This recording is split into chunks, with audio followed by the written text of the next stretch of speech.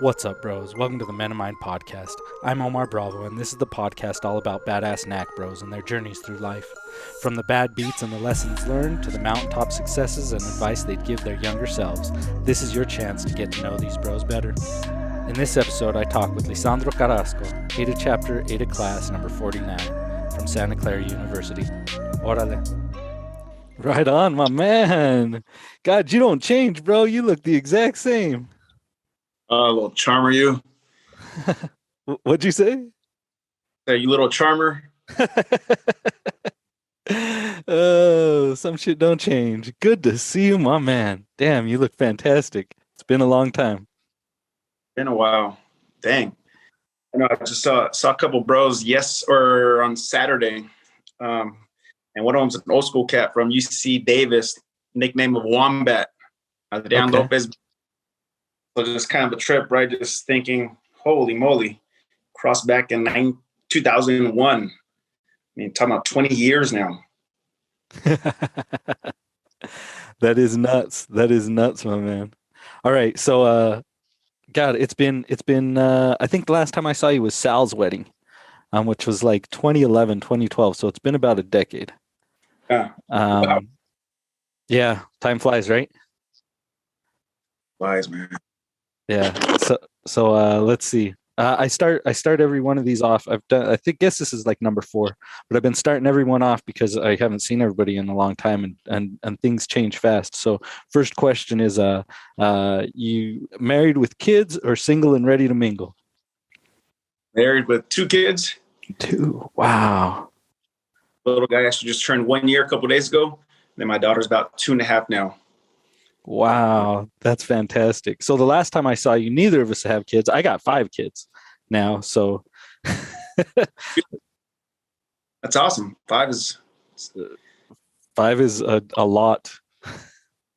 Yeah, we'll have to talk about that to see how you manage and balance. No balancing, man. Just you set your priorities, you keep your priorities. That's it. Everything else just doesn't get done. Fair enough. Yeah. So where are you at right now? Are you in San Ho or where are you at? I'm in Elk Grove, which is about 20 minutes south of Sacramento. We've been out here for about, at least in the greater Sacramento area, since 2012. Yeah. I believe. 2000, right around there. We've been here in Elk Grove for 6 years. Yeah, that's about right. And what took you to Elk Grove? Because you're from San Jose, is that right? Raised in San Jose. I mean, almost down the street from Santa Clara, more or less. But what took us up here is me and my wife were both studying in the East Coast. And then she got her first job. She was there for nursing school. She got her first job at UC Davis Medical Center. And graduated a year before me, and she had a couple sisters that still live here, so that helped her have a family base here. So then for me to time for graduation, I was open to the idea of moving up here. Bay Area's changed a lot. It's gotten really expensive. Just the shift in values and quality of schools and things of that nature. We're thinking long term, wanting to have kids, something to consider. So so that's why we moved up here. Love it. Is your family still in San Jose? Correct. My mom and my siblings are still in San Jose. How do they? So I was talking to I've talked to a number of bros, and they were just talking about how expensive it got in San Jose, and so it kind of chased everybody out. If you're not, even if you're in tech, but if you're not in tech, like it's over. Correct. I mean, it got super expensive super quick, right? So, for example, my mom's house, small little, let's say about 1,000 square foot, tiny little 3-2. I mean, you're talking about it's going for $1 million. Mm-hmm. Yeah. If you didn't buy a long time being, let's say, 5 years ago, it's, I'm not saying it's game over, but each generation, at least for myself, I want to do better than what my parents were able to do. And I want my kids to do better than what I've done. And I'm sure you have the same thought. So, to kind of live where I want to live out there just wasn't going to be feasible or be a big sacrifice. Right on. Okay, so you and your wife met East Coast. Where were you going to school? I was going getting my MBA at the University of Rochester in upstate New York. Wow. How far is Rochester from like NYC? I think the drive is 4 to 6 hours. Oh, okay. So you weren't like living in Manhattan or anything like that. When people say upstate, like I'm not talking about like half hour out of north. No, no. I was closer to Buffalo, to Toronto. Cold winters. I mean, you know about cold. I know all about cold winters, man. Yeah, so we met before that though. We met. She's a sorority girl, and so we kind of met through sorority fraternity afterwards, and Rosarito of all places, for the most part. Started.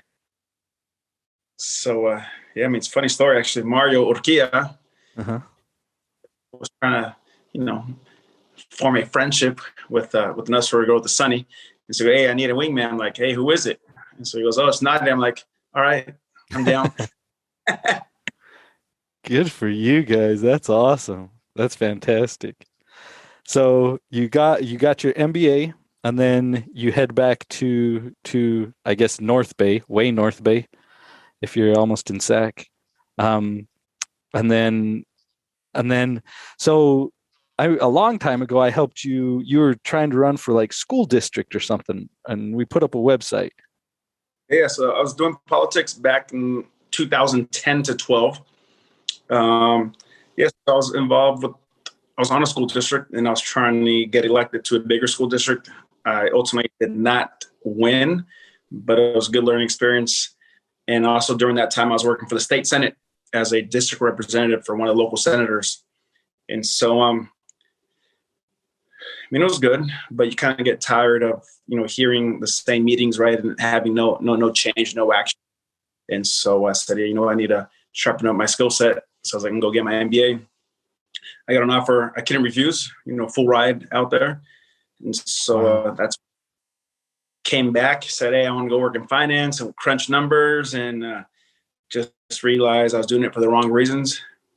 I still had a void in regards to, satisfaction and happiness. And so that's why I said, hey, you know what? I have a solid foundation. I'm going to go try this. I've wanted to do my whole life. If it works out, great. And if it doesn't, well, then we'll go to plan B. So yeah, that's a big switch. Because what was your undergrad in? Were you in finance? I was in marketing. Okay, so you went from marketing, and then you went and got you did politics, and then you went and got an MBA, but then you ended up in joining the force, going to the police academy. Yeah. Law enforcement, one of the most hated professions in America at the moment. It's rough, bro. It's rough. I've got so many questions that I could ask you about what your experience is in the world of law enforcement. That's a trip. And what year did you go to the academy? I went to the academy in 2016. Wow, so it hasn't been that long. So you had, I mean, because you graduated in what, like 03? 04. 04. Okay, yeah, that makes sense. You were 2 years behind me. Yeah, so I mean, you did 12 years in politics and accounting. Because at one time, and this is, I might be confusing you with somebody else, but didn't you work for Miller at one time? So that was my first job out of college, working for Miller Brewing Company. I mean, that was super fun, right? That's talk about marketing or freaking 21. They give you like a credit card. And I remember your stories too, when you used to work at Texas and like golfing. I wasn't doing the golf, but almost unlimited budget, special events, beer, getting free beer. I mean, amazing, right? So yeah, that was good. But good thing I got out of there. I don't know if I'd be alive or not.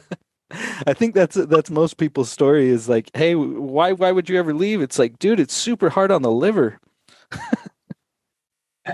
Yeah. Sleep nights. I mean, at the end of the day, it was still sales, right? As fun as it is, it's sales. And there's not many industries with the monopoly, but at that point, Anheuser-Busch, Budweiser, Bud Light literally had a monopoly on the market. This is before craft beers, right, were being introduced at the rate they are now. But it was cutthroat to work in a highly regulated environment, number one, and then be a number two that's super far away from a number one, right? Not even close. But no, you're absolutely correct. Yeah, so we're Miller, politics, school board. to business school to coming back, working corporate America for a little bit, and then ultimately law enforcement. And the law enforcement thing, is that filling that need, that fulfillment? It is. It's hard. I mean, my wife supports me in that regard, which is super important, right? Having that support, understanding. But it's tough, but I feel good about it, because at the end of the day, like you said, if you're a good person, you're doing the right thing for the right reasons, there's a big satisfaction there. People always ask, are you scared? It's not scared. I've never been scared of going to work. Now with kids, my fear is not coming home. So not that I'm scared to go to work. It's just the fear is now, wow. Like, when you hear these officer involved shootings and they get killed, man, that hits all the feels, right? Because I got 2 little ones. And so that'll keep you up at night sometimes a little bit. Yeah. I can only imagine. Like, I'm over here dodging the corona and you're over there dodging bullets and shit. Like, that's a whole different story. Yeah, man. I mean, luckily I patrol in the area that's, I guess, like, Cupertino. So I was patrolling in Cupertino 4 years. So it's a little bit different there, right? It's not a high crime area, but you do have criminals, knowing that people there are pretty affluent. And so, a lot of residential burglaries, vehicle burglaries, but not necessarily, you don't have a lot of people crime, rock, things of that nature. Yeah, it's not a lot of violent criminals, more so opportunists. Exactly. Yeah, that is a big difference. That is a big difference. And now are you still in Cupertino, or you're up near Sac? I'm still at the sheriff's office there, Santa Clara County. And then now I'm getting my training to a detective. So I'll be doing that. I'll be doing that. So this will be my second week of training with them, or training. And then ultimately I'll be working in jail crimes right now as a detective. Wow. So that's a big shift, right? You're not like, you don't have a regular beat. You're not just driving around checking stuff out or whatever, responding to calls, if you will. Right. Yeah. So no more patrol car, no more responding to calls. I'll be responding to situations solely in the jail system. So use of force by officers, or resisting technically they're already under arrest, but resisting arrest by let's call them in custody folks, batteries on each other, stabbings, because that those do occur, right? I mean, there's a lot of gang politics there that I don't know about, I'm learning about, which blows my mind. And being a young guy, right, growing up, watching some of these movies, American Me and whatnot, I've always just been intrigued, just the politics. I mean, it's a whole different thing inside than it is outside. Mm-hmm. Things basically just trying to minimize liability to the county, because a lot of lawsuits that happen, and so that's kind of like my job, right? To minimize liability to the county, and then kind of make sure that everything gets investigated properly. And even though the people that run the jails, those are correctional officers, we're deputies, a little bit different, like law enforcement. So I think part of it is we're investigating it, so there's no conflict of interest when the correctional officer is investigating his own use of force, for example. Right. Yeah. Trying to be transparent, right? Especially during this time, right? You have to be. Yeah. Wild.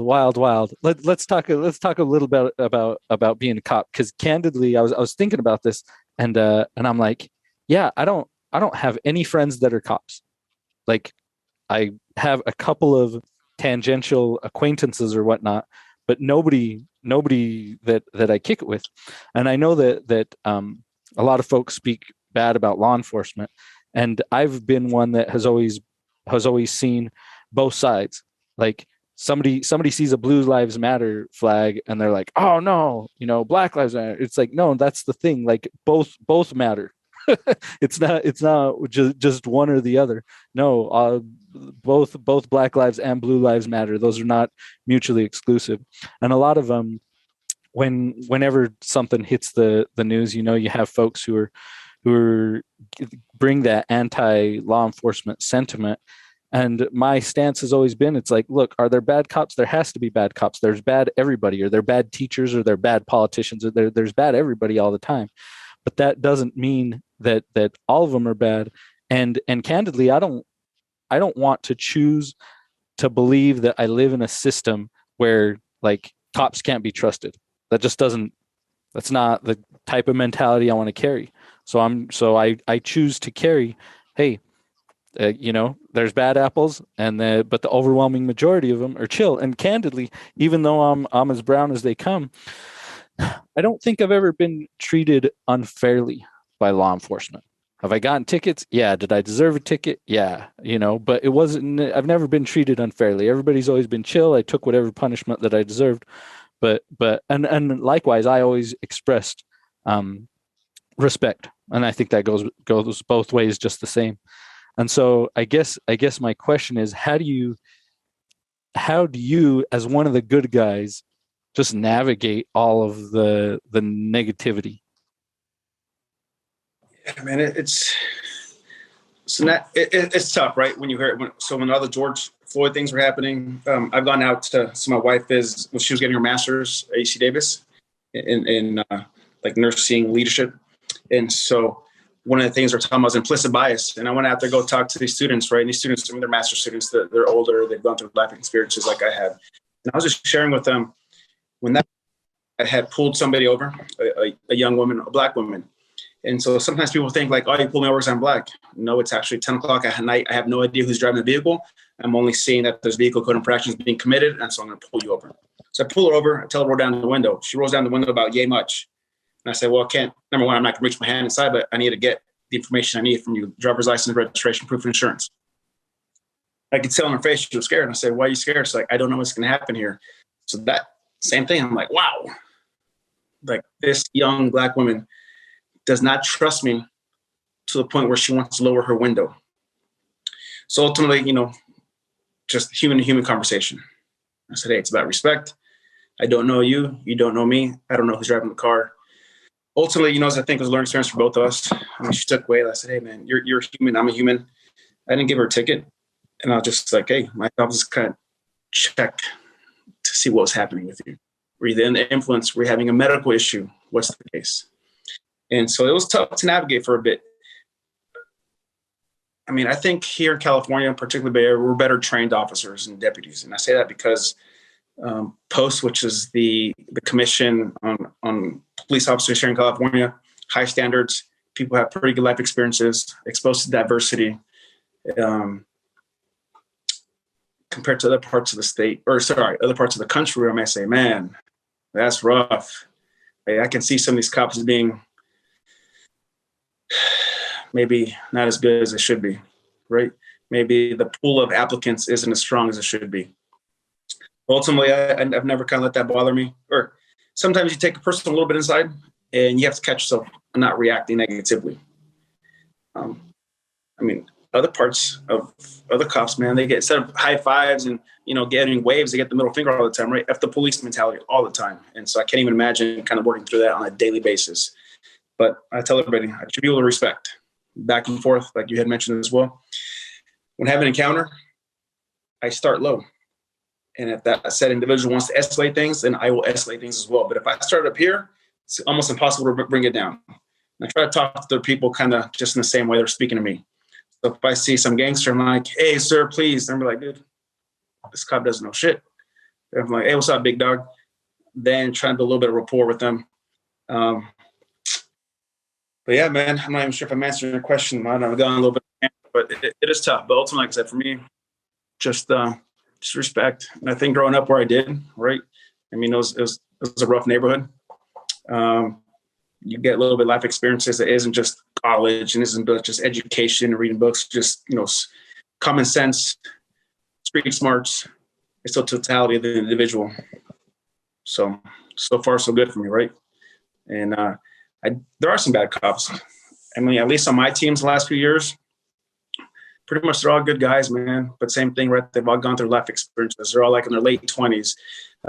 Very, very few egos. And so I can only speak with what I know. And I know that works for really good guys. And when you personalize everything, you humanize it. Our sergeant the last 3 years does a really good job of having team barbecue. And then you meet the wives and you meet the kids and you think, holy shit, man, that's who they need to go to at the end of their shift, right? That's the wife. Those are the kids they talk about. And so that humanization of it is huge, right? Because I don't want to let my partner down, but I also don't want to let his family down, right? Because their kids and wives are them come home. I think it's wild to think about the balance that a police officer has to walk with. Hey, I'm going to give everybody the benefit of the doubt, and at the same time, I got to go home to my kids. I got to go home and so I've got to have my guard up, and I've got to, but at the same time, not be overly aggressive or trigger happy, for lack of a better term. Correct, man. It's like you said, that's why life experiences, maturity, not having that power trip is all huge and instrumental. And so it's easy for everybody Monday morning quarterback when you see videos now, right? So when the body cams rolled out, I had just gone to patrol to training. And so that was a new thing. For me, luckily, it was kind of part of my experience right from the get-go. You have 10, 15, 20-year veterans who are like, what the heck? I'm supposed to wear a camera to essentially, Big Brother watching my interactions, and they were upset. But I think ultimately what we learned is it's an asset for us. It protects us. It truly does. Because if you're a cop out there doing the right thing when nobody's watching, this camera is going to prove that. So when people are making allegations of excessive use of force or some sort of assault, body cam captures everything and says, hey, you know what? Hey, Deputy Carrasco, call me the N-word. Okay, we'll look at video. At what point? Right when he went up to my window, said, hey, you N-word, give me your license, registration, proof of insurance. The video's going to show I treated him with respect. Hey, sir, I pulled you over for X, Y, Z reasons. May I please have X, Y, and Z? They don't see it. That grievance gets basically like a no contest, right? Not guilty. So, yeah. Yeah, it definitely seems like an insurance policy for, like you said, the folks that are doing it right. Yeah, and if you're doing it wrong, you didn't get caught up. I mean, I remember seeing video of, these guys are idiots, right? It goes back down to common sense. Cops with body-worn cameras planting evidence. So that tells me if you're doing that with a camera, you 100% were doing it prior to the camera. We don't, right? Fire those guys, man. Get them out of here. They tarnish the badge. Yeah, that's exactly right. It's got to be tough for the good cops, right? Because, and it's the same thing as being a brown man or a black man when it's like, oh, they're all rapists and drug dealers or whatever, and it's like, bro, like, are some of them rapists and drug dealers? Sure, but come on now, and it's the same thing. And so that's one of the reasons why I always wanted to treat law enforcement, give them the benefit of the doubt and the fair shake, because it's golden rule, hey, I want to be treated the same way. Yeah, exactly. Going back down and say like bad cops. I mean, there's some guys with chips on the shoulders. I was working overtime reports, and the guys that were stationed there at the metal detector were people would come in and be like, hey, what's the hours of this? Where'd I go there? And they're like, hey, look at the sign. I'm like, some were older. One was a new guy. And so after the people left, I'm like, dude, why do you guys gotta be dicks for? And it's like, oh, with the sign's right there, they can figure it out. I'm like, dude, if my mom came in here, you guys treat her like that, I'd be freaking furious. And I put a grievance into you guys. You don't know if that person's that first time. You don't know if they read the language, understand the language. It's like, show them respect, man. Instead of acting all freaking arrogant, like, hey, sir, walk out there. There's a sign there, but just so you know, Monday through Friday, it's X, Y, and Z. Does that make sense? So yeah, I call absolutely. them out. I call them out on it because I was just like, this is unacceptable, man. It's a small example, but it's the same thing. If you're doing that there, what are you doing out there and interact? Well, and I think that what's interesting is that goes for any profession, right? Because there's people who are shitty at their jobs in any facet, but when you're entrusted with a firearm and upholding the law, like, you've got to be held not to a higher standard, but more strictly to that standard that we're all held to, because you're a role model. Yeah, because like when I tell people, or they've kind of discussed with me, when people come on, because that situation is so out of hand that they felt compelled to call us, right? Or else they wouldn't have. And so a lot of times when I go in there and investigate, when it's called for service, 911 call, and I say, like, oh, it's okay. I'm not scared anymore. I'm like, ma'am or sir, let's talk outside because something compelled you to call and we're here to help.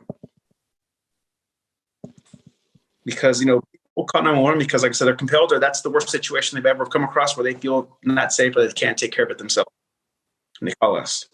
So that's why we, like I said, they're trusting us, do the right thing, to be good people, to be a good person. That's it. Common courtesy goes a long way. But like I said, for the most part, I've seen my partners, kick ass, man, good people. And that's comforting to know for sure, because even myself, even though I've never got beat up by a cop, right? I still mind my P's and Q's, and I'm always going to be on my, hey, a cop comes over to me, I'm going to answer everything. I'm going to comply. I'm not going to be no funny business, because I don't ever want to be put in that type of situation. And it's been a really interesting experience with my wife over the past 15 years or so that we've been together, because she's white, she's from Georgia. She's grown up in a society and a mentality where it's like, dude, the cops are your friends. The cops are here to protect you. And overwhelmingly, I believe that in her situation, that's 100% correct. Yeah, the rich white lady. Yep, that's who the cops are there to protect, for sure, right? And who are they there to protect them from? Well, at least from people who look like me.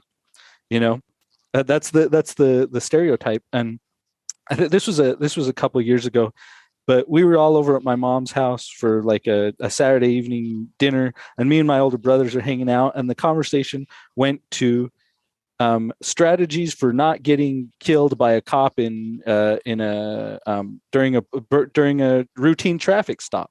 And we were talking about, oh, this is what I do. I keep my hands right here, and I don't do this, and I don't do that. And I say, yes, officer, and no, officer. And everybody was given, oh yeah, and don't do this, and don't blah, blah, blah. Don't reach for this. Don't try to, just always comply, hands clear, blah, like all of our strategies. And as we were leaving, I asked my wife, Bonnie, I'm like, hey, Bonnie, how come conversations like this never happen at your family's house?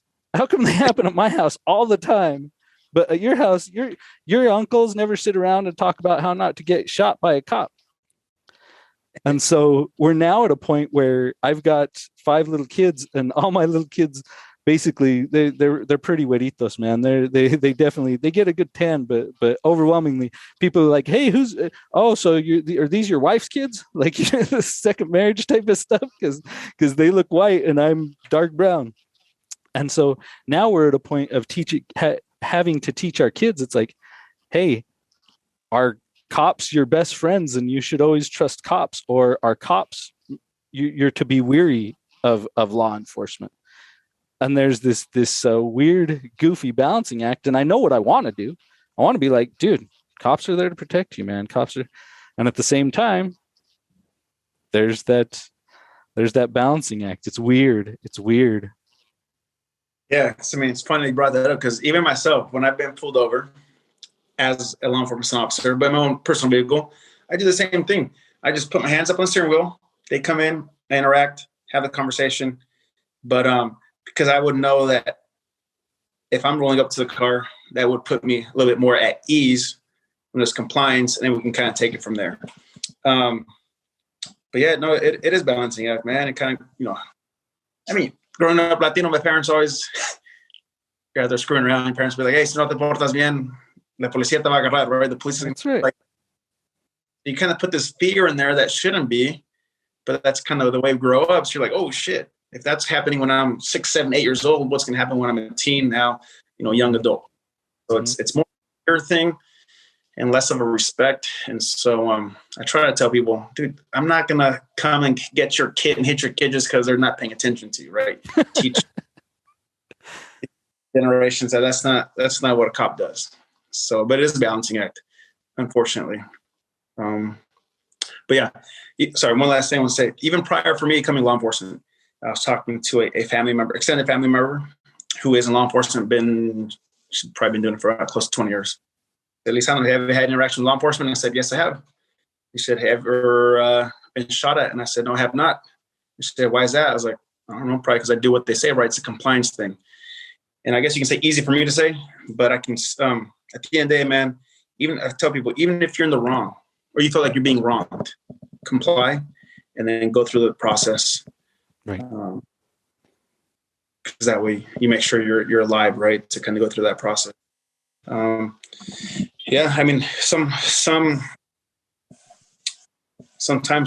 some families just they dealing with generational trauma of law enforcement interactions where there's just no respect, right? And so it's going to take somebody strong, a leader in that family, to kind of break that, because they're going to say, hey, well, I saw my grandpa get arrested or get beat up by cops, and then my dad's in the jail system now. And so, I always tell people, hey, I'm sorry that, that individual wronged you at that point. This is who I am, Deputy Carrasco, and just try to kind of fix things. I can only control what I can control. Yeah. It's wild, bro. It's a wild situation that you're in. Not just as if being in law enforcement wasn't hard enough, right? Now you've got to play this balancing act just the same. It's part of it too, because now they want us to be a social workers. Now I have to be a counselor. Now I'm a marriage therapist, right? I mean, now I'm a mental health expert. I mean, that's crazy what they want us to do. And, you mess up a little bit and it's your head. Well, and so that's another thing that I am curious about, because let's say, the cops here in Layton, Utah, when they post job openings all the time, and the requirements are, from myself looking at them, they're not very stringent requirements. Like, you have to be, I don't know, 19, 21 years old, and you got to have a heartbeat, and then they'll talk to you. And so I think about it, and thinking about your qualifications, where it's like, oh, you graduated from Santa Clara. Oh, you've got an MBA.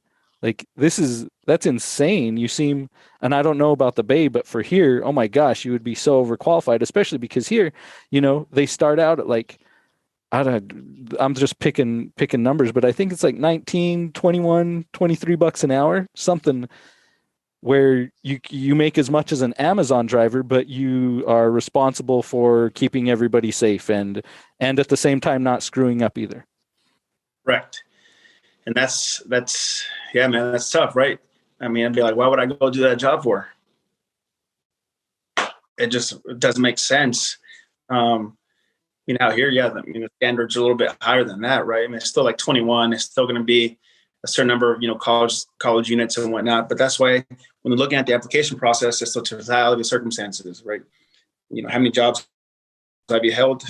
And you kind of, negative feedback on you, who your neighbors are, just life experiences. And so out here, at least, well, prior, I forgot what they're calling it exactly, but, the whole George Floyd situation, even before that, there's another high profile shooting where, people just not applying in the numbers they were before. It's also affecting even fire too, to a degree, where they're not seeing fast. So the talent pool's, getting smaller and smaller, which means, every agency for the most part is struggling, right? We're understaffed. We're doing mandated overtime now as of like November. And so, yeah, of course we love working overtime because that's where we make our money, but nobody wants to be told what days you work your overtime, right? Right. Freedom. I'll work overtime when I want. You tell me to work overtime. So it's a big difference. Yeah. So where do you foresee the law enforcement industry going? Because I'm seeing the same things you're talking about with understaffing for sure. Like I live in a very, very low crime area. And so I basically never see cops. Like I really don't. Like every once in a while I'll see a patrol car, but overwhelmingly they're busy. They're not busy just kind of cruising around checking it out. They're busy taking care of stuff that needs to be taken care of or answering calls. They don't have time to just go cruising through my neighborhood or whatever. And so with that understaffing and perhaps undertraining and with the I guess criteria going down, like I'm pretty positive there's no college credits necessary for police officers around here. How does Where do we go from here? Yeah, it's interesting. I mean, there's going on. So some cities have community service officers, so they can calls for service, but they can respond to kind of traffic, say an accident or traffic signal isn't working or some sort of kind of community event like a parking complaint, things like that. Now you have other cities like City of Berkeley, and I think even Philadelphia, where they're doing cops can't stop vehicles for infractions only, right? If you say a registration sticker is expired, you can't stop it. Tail light's expired, you can't stop it. I mean, the argument is that stops disproportionately is affecting communities of color. So there's different things. They're trying to do the whole social worker responds to mental health calls. I don't never say never, but the privatization of law enforcement, I don't see that happening. But I think maybe at some point, I mean, I've heard the conversation about is going to be more like fire, where instead of just being proactive, because apparently a lot of the communities don't want that, they only respond for calls for service, right? Calls for service, okay, I'll go back to my police department, kind of hang out, type up papers, chill. Call for service come out, fine, I'll go respond to that call alone. I don't know, man. Some of these places, though, they're experiencing all-time highs in violent crimes, right? Murders, robberies. I don't know what the answer is right now in the long term, nor do I really know where it's going to go. But I do know the pendulum kind of switching back. A lot of these areas that were screaming for defund the police are actually saying, "Oh, that wasn't a good idea. Let's fund the police." It's always going to come down to education, right? Opportunity.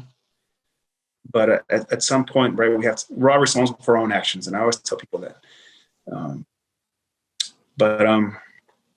Yeah, I mean, I think defund the police. I don't. Well, defund. There's two schools of thoughts, right? There's one that says I want to see the complete elimination of all law enforcement in my community, and the other ones are saying let's defund them and move some of these monies around that are going to be more, working with nonprofits or education. Which, fine, I think that's also a good direction, but. Ultimately, you need law enforcement presence out there, particularly in communities of color, because, like you said, right, you don't see cop cars driving through neighborhoods so often because we're out there patrolling areas that have more high crime. And so you get rid of that, you already have an issue with crime in those neighborhoods. It's going to get worse. There's no doubt about that. That's wild, bro. You should come up with a solution for all this. It'd be good. Sheriff, I'm like, dude, I'm just trying to. This is probably, when you first get signed off, your field training and probation. I was like, dude, I'm trying to get signed off first.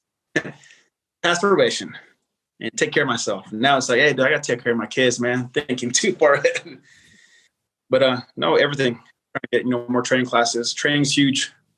I mean, some of these agencies do probably have no training budgets. They're barely paying your guy $19 an hour. Outfitted with old technologies. Not being able to have the life experience where you can talk to somebody, kind of work through a bad situation through conversation alone, right? So it is wild. I mean, I'm curious to see what law enforcement, what direction they're going to take moving forward. But yeah, I mean, definitely been under the radar, being nitpicked for the last basically 5+ years now. Long time. I mean, a lot of reform in California. Some of it's working, some of it's not. Speaking with gentlemen, guys who've been on the force for 25, 30 years, it's been the same for them, right? They're like, hey, reform came about, like they're talking about how like the Miranda advisement, they're like, what the hell? We can't even talk to suspects anymore. And like anything else, man, you adapt, right? You adapt and you figure it out. But you're not like anything in life. If you don't adapt, you're gonna get left in dust, man, and it's gonna be a rough ride. It's pretty wild. Do you think, or at least is the plan right now, like you think you're going to retire from law enforcement, or is there another career on the horizon in another 5 or 10 years or something? I mean, I think I'd like to retire as law enforcement, but I've also said that if a lot of this reform comes about where they're taking away, some of the tools that we have, one of it being a huge one, qualified immunity, where now I can get civilly held accountable goes back down. If you're going to pay me $19 an hour and you can take my house if I make one little mistake, no, thank you. And so that would be probably the ultimate driving force for me to get out of here. So that's why I'm trying to kind of enjoy everything, take the training I can, and maybe potentially leverage that into private sector opportunity, right? Right now, just a lot of things, a lot of search warrants get put into the social media outlets, right? TikTok, Facebook, Instagram, because a lot of times, a lot of evidence there. Like they say, you don't catch the smart criminals, you catch the dumb ones, right? They're over there posting, stole merchandise with the gun used from a robbery or something on video. And so then you try to freeze that through search warrant.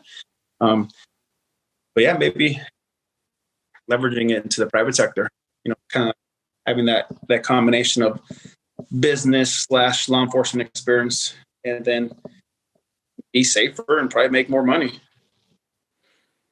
But so far right now in California, things aren't that bad. Right. I think they're definitely on the foreground of trying to make things right, because one of the things. So I've got 3 older brothers who are veterans, and so oftentimes they'll see these the crazy videos where cops aren't doing the right thing, and so oftentimes they watch it and they're like, dude, that guy is not trained properly. Like, that is not how you approach a potentially lethal situation.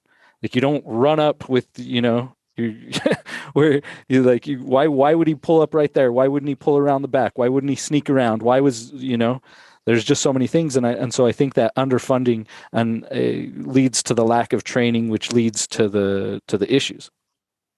100%, man. I mean, your brothers nailed it, right? Like I said, when we look at videos now, because body cams have allowed that, cams in the vehicles as well, we try not to Monday quarterback, but how do we learn from that experience so that doesn't happen to us? My sergeant always says, for the most part, time is always on your side. So why rush into the situation? One of the lone exceptions is going to be an active shooter, right? You don't have time. You have to react. You have to get your ass in there and take care of business, unfortunately. And that's where it's like, what you signed up for. So even if it's, 1 or 2 active shooters against you, hey man, only that first officer has to make that decision and live with it, whether they're going to rush in, wait for backup, how far is your backup. But to your point, for the most part, you're going to have all the time in the world to come up with a good plan instead of rushing in there and then reacting and then probably doing something that you could have done better. Yeah. But training. I mean, literally, it's all training. And I mean, I wish we got more training. I can say that. Yeah. Everybody harps on it and training. Yet nobody's like, oh, we're understaffed. We can't provide you the training, man. I'm sorry, right? We're short right now. So then training gets put in the back burner and you bring it up again. Yeah. So in a lot of ways, when I hear the defund the police mantra, it's like, or so perhaps maybe, but or maybe we fund them correctly. Like we pay them legit salaries, and so that we can attract more qualified individuals who really want to make a career out of it and who really want to do it right and who are willing to go through the trainings. Because I think that would also work. The question is, where do we get the money? Yeah, we find money for everything. Print it if we have to. Yeah, I mean, look at that inflation. That's a whole different. Getting crushed on that. Yeah, man. I mean, like everything. I mean, at the end of the day, it's still government, right? And so there's inefficiencies that need to get improved on. And I think incorporating technology as well to make things better. I mean, something as simple as some agencies will do online reporting. They say, oh, that's ridiculous. I want that face-to-face, which can be true sometimes. But sometimes it's more like, hey, I'm reporting this because there's no suspect information. I have no video evidence. I don't have anything. We don't necessarily need an officer to go out there and respond to that, right? They could do an online reporting, particularly for insurance purposes only. It just brings up so many things, right? You're setting up cameras, right? And, like LPRs, license plate readers, and people just saying, hey, that's infringing on my constitutional right to privacy. And so, conversations are being had all over across the country. But I think we're going to have to start integrating technology more to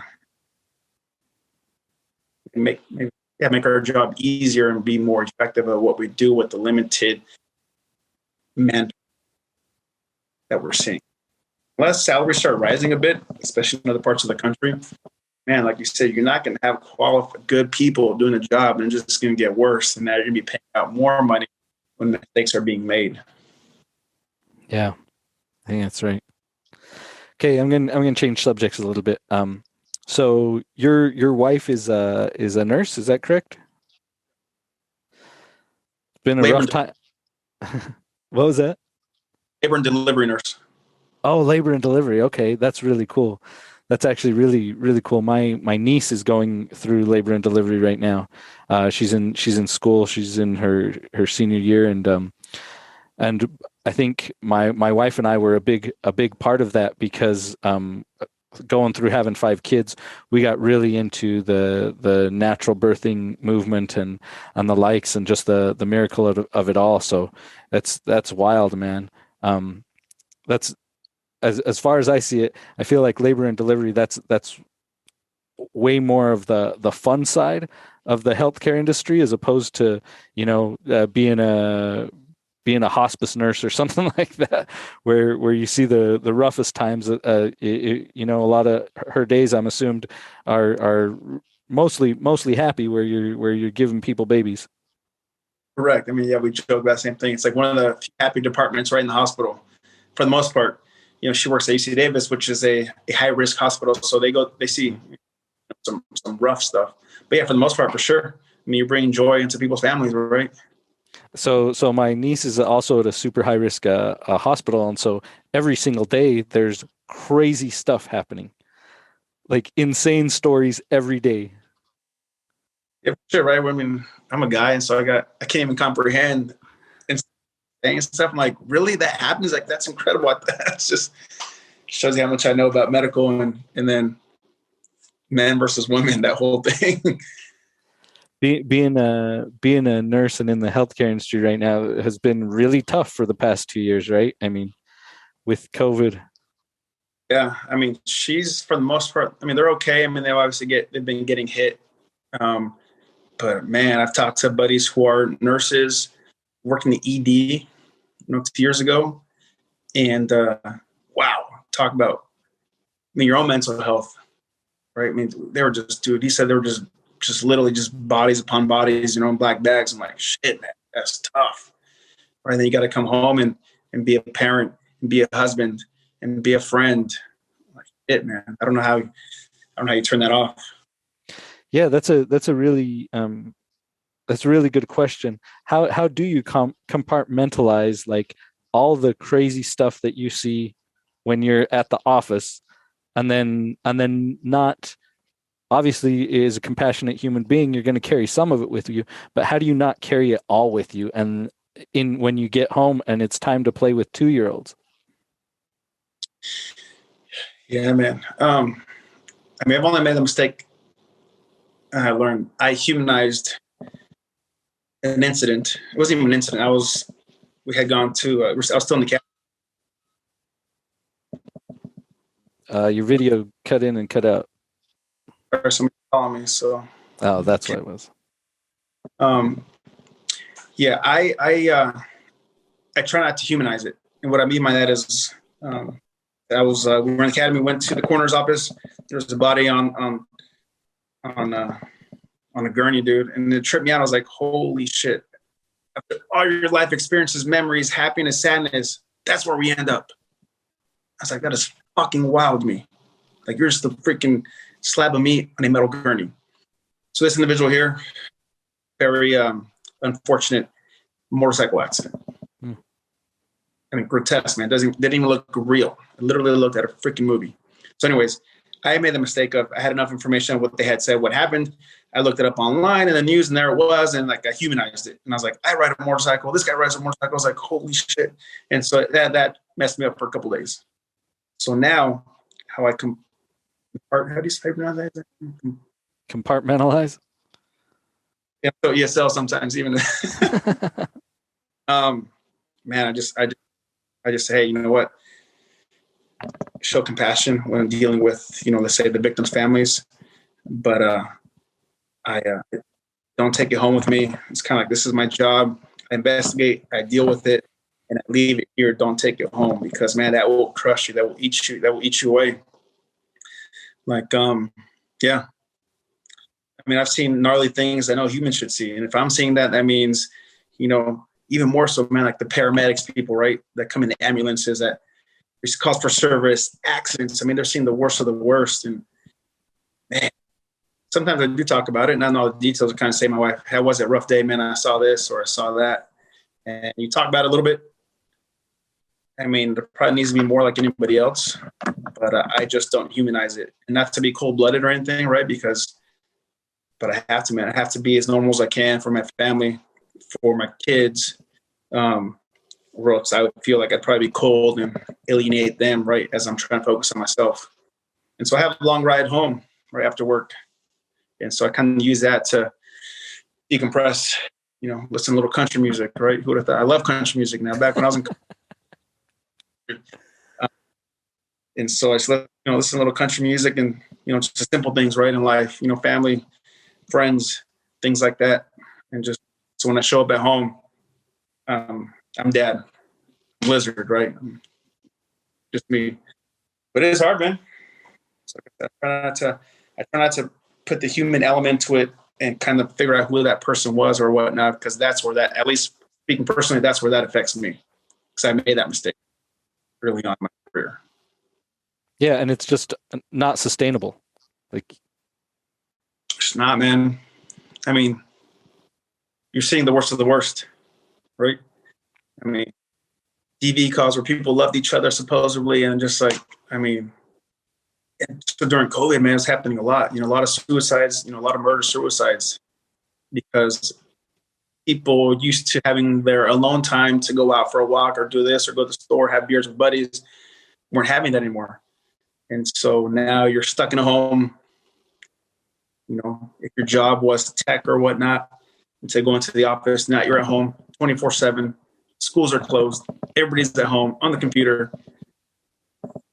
That was some rough times, man. Yeah, I feel like if anybody was not in the most healthy mental state, then yeah, that could easily push them over the edge. Yeah, it's happening. It's definitely happening. And so, that's yeah, crazy. I mean, you got to reach out, right? When stuff's tough, you got to reach out. And I know it's easier said than done, especially for some of us, whether, the Latino culture or you're an alpha male. But if you don't, man, that shit will eat you up. It doesn't matter what it is. Yeah. Yeah. I mean, and I mean, that's one of the reasons why we're doing this right now. Right. I mean, one of the many reasons, but there's so many bros out there that I would think about. They just pop into my mind, yourself included, and I'd be like, man, I wonder what that fool's doing. I need to catch up with him. I need to, but life, but 5 kids, but jobs, but all the craziness that's always going on. So when I came up with this idea, I'm like, I just got to put this in motion. We've got to start talking. We've got to start reconnecting, hanging out, and figuring out a way to stay in contact. Like, and not especially since the pandemic and everybody has been able to jump on Zoom. Like, it's too easy. We don't need a 10-year, 20-year celebration in order to have an excuse to catch up and figure out what's going on with each other. Yeah, we sent out that quick little text. I was in training, so then when you do that, I was telling my wife, hilarious, like, don't ghost me, bro. But then full attention. So then I read, I was like, this is a phenomenal idea, because I mean, I don't know if it's just because I'm older, or got more of a long drive, but podcast, man, that's life, man. It's everything, right? You just learn so much about whatever it is that you're intrigued by. Right? I mean, it's freaking awesome. So amazing idea. Super cool. Because I'm curious to hear too, just about people's stories, what they've done, where they came from. Because that's our story, right? That's it. That's the tie that binds us, man. That's it. Like my little daughter right now, she doesn't really watch TV, but somehow she's 2.5, so she saw no TV for the first 2 years, almost 2.5. And then she got exposed to Coco, the Disney movie. Mm-hmm. that like almost every day, if not multiple times a day. But it gave me the opportunity. Every time I see it, I was like, man, this movie is so well done. And, I'd only see snippets of it and then, hit all the feels when at the end, right, where he's singing to Grandma Coco and then story. I was like, man, what a trip, dude. When we're gone, all you have is the oral history, pictures. And at some point, some generations can forget about you. And that's it, man. It's a wrap. Like, right? So it's kind of sad. Yeah, but good all at the same time, right? My pops just passed a couple months ago. He was 94, so it wasn't like I'm not shaking my fist at the sky and why. No, I mean, he lived an old wonderful life and everything's good. And growing up, my parents are straight from Mexico, but we never celebrated Dia de los Muertos. And I asked my mom why, and she's like, it wasn't really a big thing in our city, and your grandpa's birthday was right around that time, so we just celebrated that type of thing. But after watching Coco and learning more about all the tradition, it's like, no, we're gonna start doing that. We're gonna have an ofrenda. It's all love. It's all love. It's all love. And I'll share this with you because it's been really kind of mind blowing with me. I made a tribute video for my dad, and I've got all these pictures. And one of the trippiest things for me is that when I see pictures of him, I don't think, oh yeah, I knew that guy. I look at that picture and I'm like, no, I know that guy. Like, I know that guy. It's not, he's not gone yet. Yeah, I know he's gone, but he's not gone. He's right here. And when I look at those pictures, it's not looking. I'm not even seeing somebody who I'm fond of. It's like looking in the mirror, and it's really, really just fascinating to understand that, yeah, they're gone, but they're not gone. They're right here as much as they ever were. Oh man, yeah, my condolences, man. It's tough. It's tough, man, because like death didn't affect me as much, and now that I'm like almost 40, I'm like, dude, like I'm hearing about people dying in their 40s and 50s. I'm like, dude, that is not too far off from me. I'm like, holy shit, that's like mind altering to me. I'm like, man. And so, yeah, I mean, I get we're all gonna die. And so my mom, she's 70. And so, I pray, that she lives a whole lot longer so she can enjoy my grandkids. But, it's fact of life, right? At some point she's gonna be gone. And so that's gonna be tough to accept. Let's go back. Let's go back to San Jose. When you were in high school, where did you go to? Did you go to Bellarmine? Are you a Bellarmine guy? Sure. Oh, is that right? Okay. I never got into it because I wasn't from the Bay, but okay. And did Gustavo go to Bellarmine too? Bellarmine. Oscar Silva went to Bellarmine. Oh, I didn't know that. Ricardo Cortez went to Bellarmine. John Marcoida. I know a number of the old heads did as well. I think Ray Esquivel did, maybe. There's a few cats though. How did so growing up, you weren't super wealthy, right? How did wasn't Bellarmine a small private school? Correct. Yeah. I mean, dude, I grew up poor, man. My mom, same thing. My parents both from Hegel. My mom had like not even a 6th grade education. My dad, maybe a little bit more, came out here, right, with the idea of, sacrificing, man, better life for themselves. And if they were going to have kids in the future, for us. So Bellarmine came about because my parents sacrificed really hard. So I got sent to like a Catholic school. And then in there, you're talking to different people that have more money. You're like, holy shit, like, I don't even know what Bellarmine is. So talking to a couple of them, and it kind of came across my radar, and I said, I don't even know what it is. I don't know where it's at, but it sounds amazing. That's what I want to do. So I told my mom, hey, this is the application. I want to do it. ¿Cuánto cuesta, mijo? Like, we can't afford that. You start kind of asking questions, and that's where it came out. So that, they have a work scholarship program where they waive a big portion of your tuition if you do basically like service hours. And so that's how I got in, and that's how I was able to go, because they cut my tuition tremendously to a point where we could afford it. Still a sacrifice. But I remember I had to do like 100+ hours in a year. And so I do them all in the summertime. So that way during the school year, I could focus on my studies.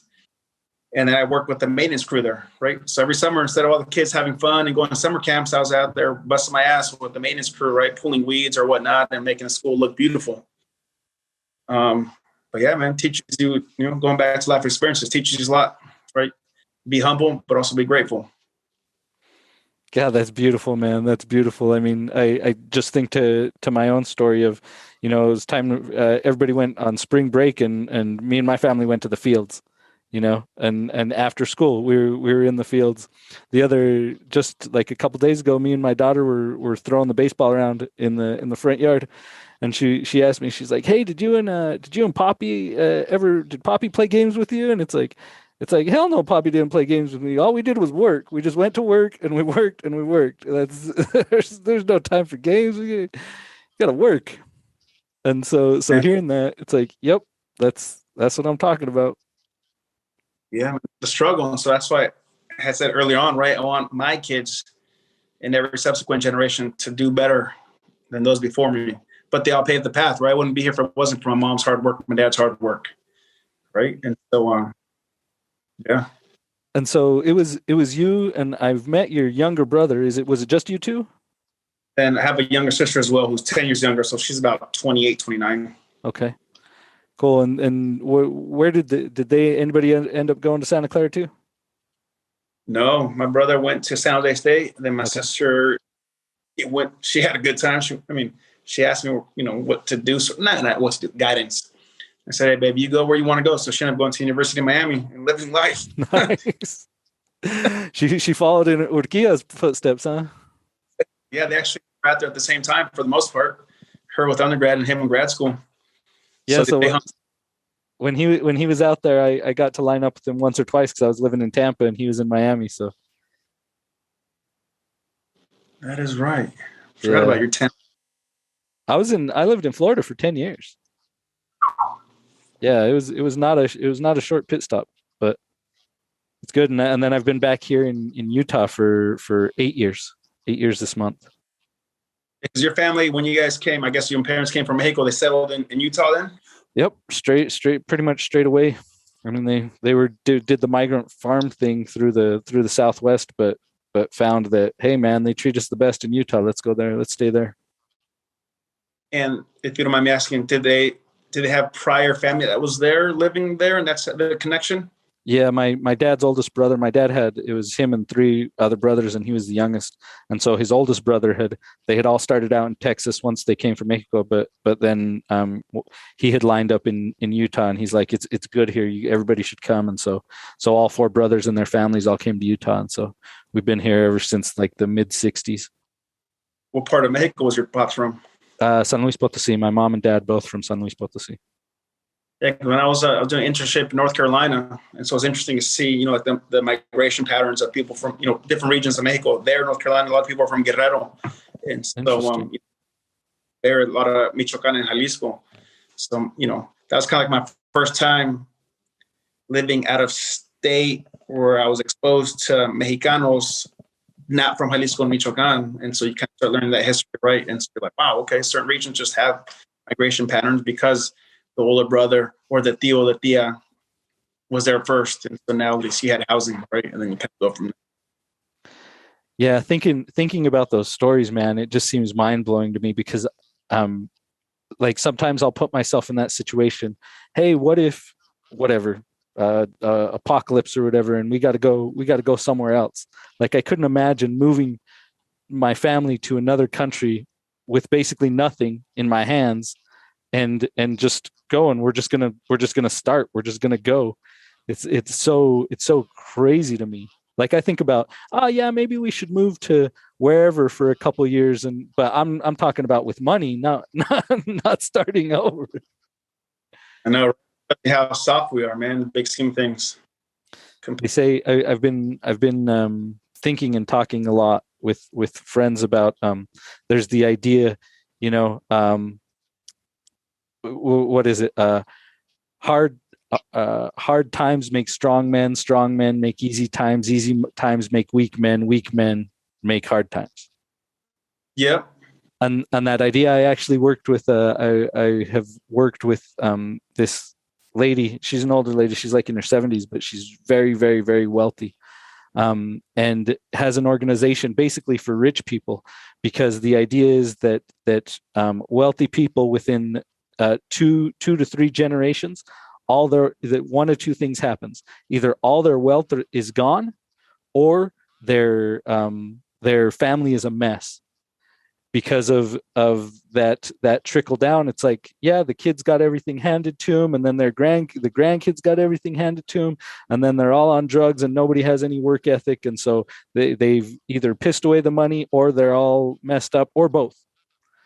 And it's wild. And so her goal is to teach wealthy people how to leave philanthropic legacies.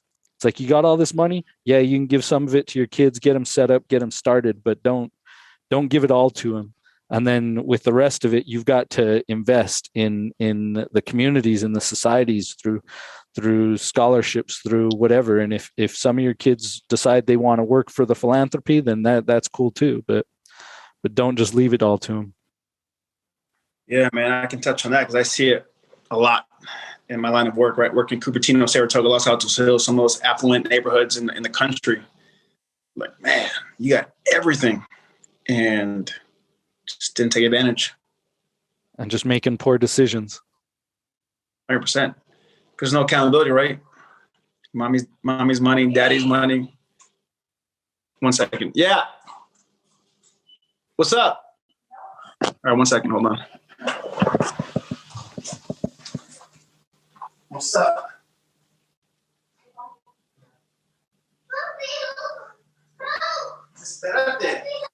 Espérate. Sorry. Kids were in the front. No, you're good. Papi, help. Yeah. We're running over time, and I want to be respectful of your time for sure. I got a couple of questions, just kind of some fun rapid fire type of questions. First one is 5 favorite artists.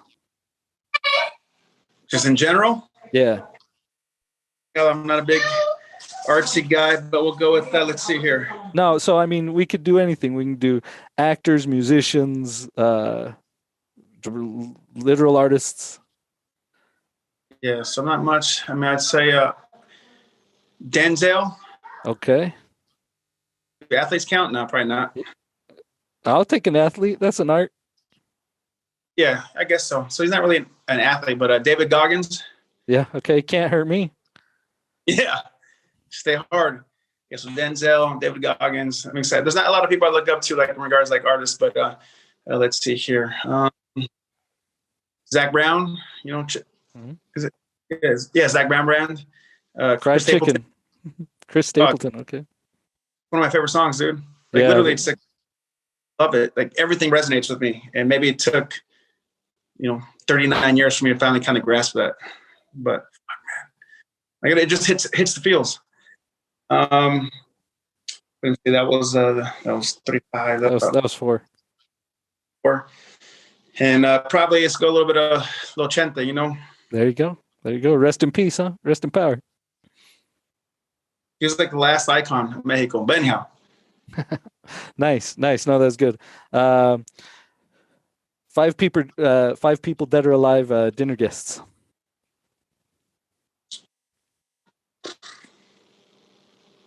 Fuck, so much for rapid fire, dude. I don't know. I have to pass on that one right now. Yeah, that's pretty. And then here's my last one. Who should I have on the? Who else should I have on the podcast? Well, maybe here's a better question. Who do you want to hear me catch up with? I mean, he's old school, but probably because a little biased of what I do. But Chuy Alvarez. There you go. Absolutely. I mean, I've talked to him here and there when I was in Mexico trying to link up with him. But yeah, that dude's a G, man, right? Founding father, what he's done, where he's lived, dude, Latin America. He's in Miami too. Yeah, so, everyone's. I'll tell you a Chuy Alvarez story. We were in Guatemala. My wife and I, we're going into Guatemala. We had been serving with these mission teams. We were helping run some soccer academies out there. And so, and I knew that he had been stationed in Guatemala for a little bit. So I hit him up and I'm like, hey, bro, we're going to be flying into Guatemala. If there's any chance of lining up, that would be super cool or whatever. And he wrote me back and he's like, yeah, I'll meet you at the airport right before you go through immigration. And I'm like, how are you going to, I'm like, whatever. He must have meant right after immigration. I don't know. If we see him, we'll see him or whatever.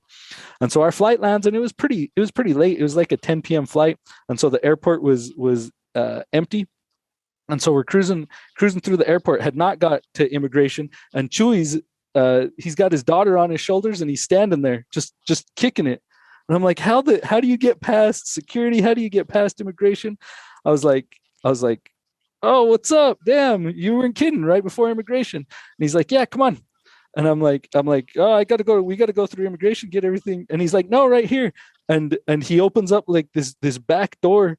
It's just this side door unmarked or whatever. And we walk in and it's like this really nice lounge, like all leather chairs, leather recliners, everything like really posh. And we're in the airport. I'm like, what the hell is going on?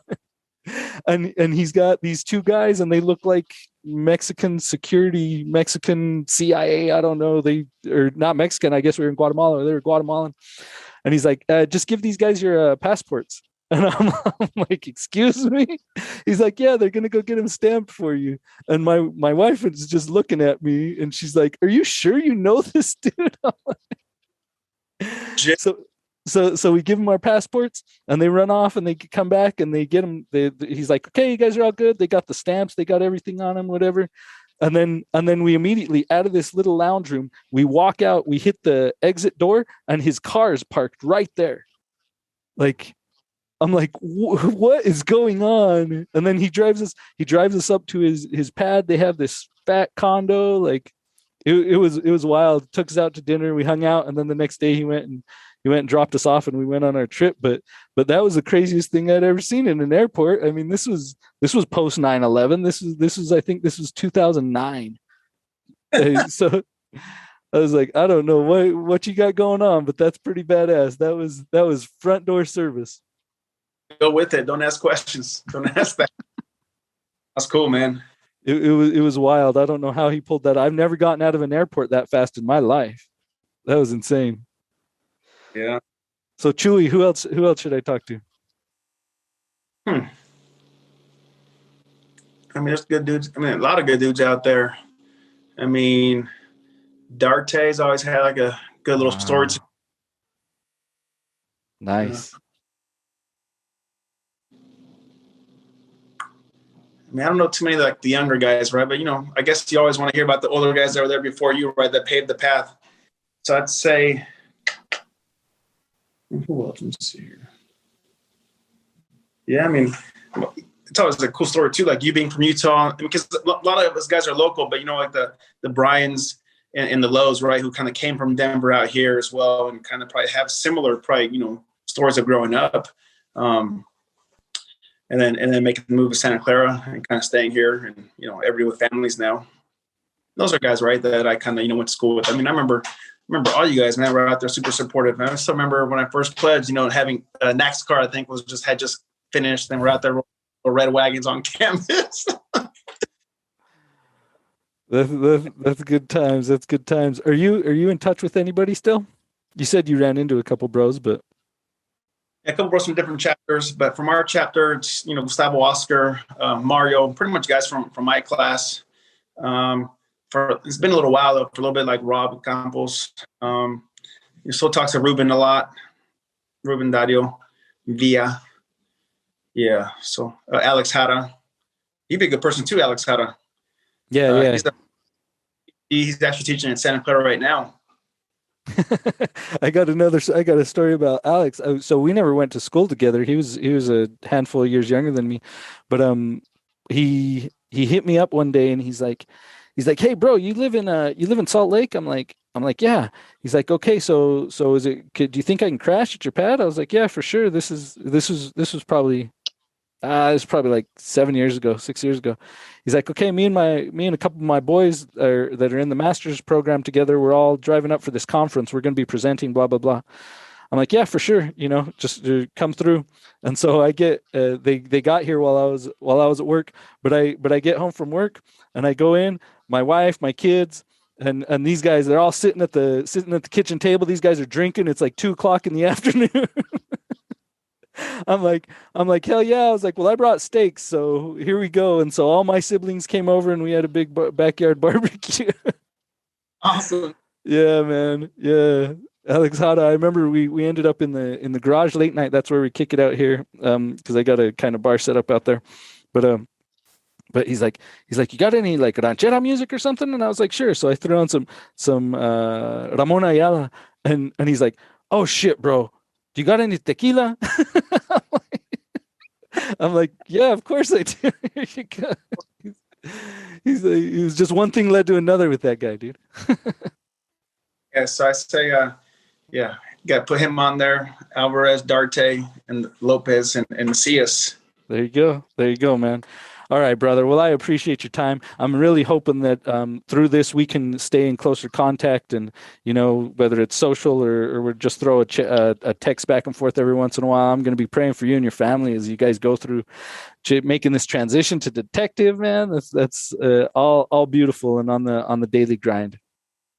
Brother, appreciate it. No, that's super cool. I mean, I don't think I've ever really done this, so that was awesome. Man, I wish I could ask like you're asking me the questions, but we'll have to do a follow-up, and then you can drill me on all the questions. Exactly. Yeah, for sure. You're going to be my interviewer. Got it, man. All right, brother. I appreciate your time, man. We'll be in touch soon. All right, man. Appreciate it. Peace, Owens. Until next time, bros. That's my story, and I'm sticking to it.